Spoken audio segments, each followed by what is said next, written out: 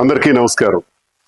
ఈ నెల 22వ తారీఖున వైఎస్ఆర్ కాంగ్రెస్ పార్టీ నన్ను సస్పెండ్ చేసినట్టు విడుదలైనటువంటి ఆ ప్రకటనకు ప్రతిస్పందిస్తూ నా అభిప్రాయం తెలియజేయాల్సినటువంటి అవసరం ఉంది కనుక ఈ వీడియో ద్వారా ప్రజలందరికీ కూడా తెలియజేస్తున్నాను. వైఎస్ఆర్ కాంగ్రెస్ పార్టీ గురించి మాట్లాడే ముందుగా జగన్మోహన్ రెడ్డి గారు నాకు ఈ స్థాయిని, ఈ గౌరవాన్ని, ఈ హోదాను ఇచ్చినటువంటి జగన్మోహన్ రెడ్డి గారికి నా ధన్యవాదాలు నేను తెలియజేస్తున్నాను. మరి ఈరోజు పార్టీ కోసం చాలా కష్టపడి పనిచేశాను, గొంతై మాట్లాడాను, గట్టిగా ప్రతిపక్షాల మీద విరుచుకుపడ్డాను. ఎంతో కష్టపడి పనిచేసినటువంటి నాకు అకారణంగా వ్యక్తిగత కారణాలు అన్నటువంటి కారణంతో నాకు సస్పెండ్ చేశారని తెలిసింది. అయితే ఇందుకు నేను పార్టీ నాకు అందించినటువంటి సహకారం, రాజశేఖర్ రెడ్డి గారితో అడుగులు వేసిన నేను, జగన్మోహన్ రెడ్డి గారితో నడుస్తున్న నేను, నా హృదయంలో జగన్మోహన్ రెడ్డి గారు ఇప్పుడు కూడా చిరస్మరణీయం.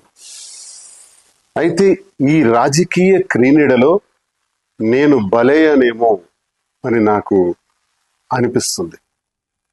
అయితే నేటికి 25 సంవత్సరాలుగా ప్రజా జీవితంలో ఉన్నటువంటి నేను, ప్రజా సేవనే పరమావధిగా భావించిన నేను ఎప్పుడూ పార్టీకి ద్రోహం చేయలేదు, అవినీతి చేయలేదు, లంచాలు తీసుకోలేదు, అధికార దుర్వినియోగం చేయలేదు, భూ కబ్జాలు చేయలేదు. పార్టీ కోసం మాత్రమే అహర్నిశలు పనిచేశాను. ఈ జరిగినటువంటి పరిణామాన్ని నేను స్వీకరిస్తూ, సస్పెన్షన్ అంటే తాత్కాలిక విరామము. ఓకే, తాత్కాలిక విరామాన్ని ప్రకటించినప్పుడు నాకు ఒకటి గుర్తొస్తుంది. గురజాడ అప్పారావు గారు ఒక మాట చెప్పారు, విజయం కోసం విసుగుని వీడి విరామమెరుగక పని చేయండోయ్.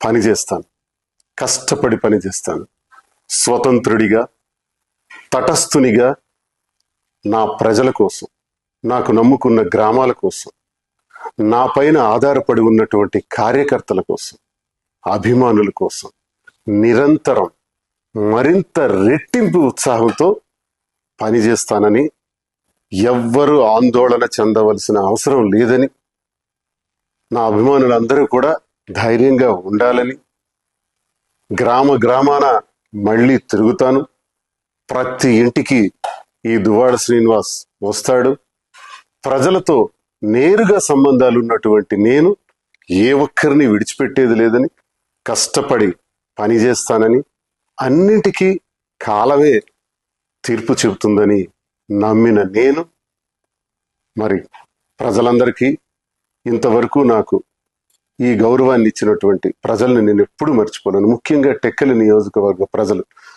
వారి పాదాలకు నా సాష్టాంగ ప్రణామాలు చేస్తూ, నా ఊపిరి ఉన్నంత వరకు మీ సేవలో నిమగ్నమై ఉంటానని, నా అవసరం ఎక్కడ ఉంటే అక్కడ నేను ప్రత్యక్షంగా ప్రతి ఒక్కరికి ఉపయోగపడేందుకు కృషి చేస్తానని తెలియజేస్తూ, మరి ఇంతవరకు అవకాశాన్ని ఇచ్చినటువంటి వైఎస్ఆర్ కాంగ్రెస్ పార్టీ అధినేత జగన్మోహన్ రెడ్డి గారికి నా హృదయపూర్వక నమస్కారం.